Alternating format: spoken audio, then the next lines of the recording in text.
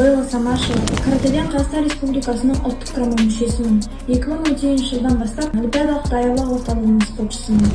Азияның 2 дүркін чемпионы, әлем чемпионатының және әлем ойындарының күміс жүлдегері, Қазақстан Республикасының бірнеше дүркін жеңімпазы, халықаралық дәрежедегі спорт шеберімін.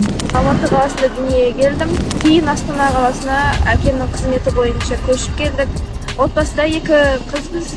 Мен және менің сіңілім. 8 жасымда мені әкем каратеге ең алғаш ертіп әкелген болатын. Каратеге дейін мен би және домбыра үйірмесімен айналыстым. Менің ең алғаш бапкерім Рауан Тоғызбаев. Үлкен спортқа баулыған менің сол кісі. Сол кісімен көптеген елдерді аралап, шатакан стилі бойынша әлем чемпионы атанған болатынмын. Кейін Әділет Дүйсенбаев мені жаттықтырды. 2013 жылы Алматы қаласында жасөспірімдер арасындағы өткен Қазақстан чемпионатына қатысқан болатынмын. Мені сол жарысқа Әділет ағайым дайындап апарды. Сол жарыстан ең алғаш Қазақстан чемпиондығын жеңіп алдым. Астана қаласында мен 14 жасыма дейін жаттығып келдім. 2019 жылдан бастап мен Алматы қаласындағы шаңырақ спорт мектебіне түстім.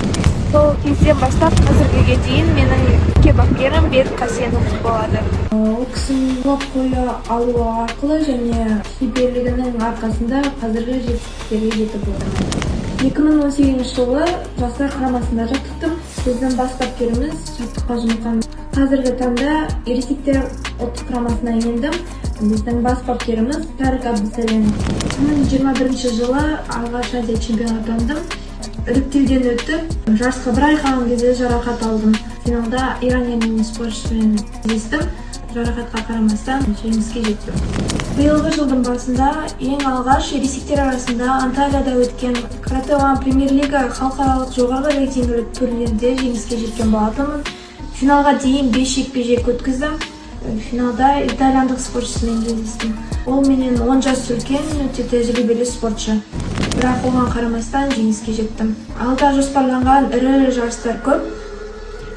Соған дайындалып жатырмыз. Осы жеткен жетістіктерімнің барлығы қажымас еңбек пен бапкерлерімнің шеберлігінің арқасы деп ойлаймын.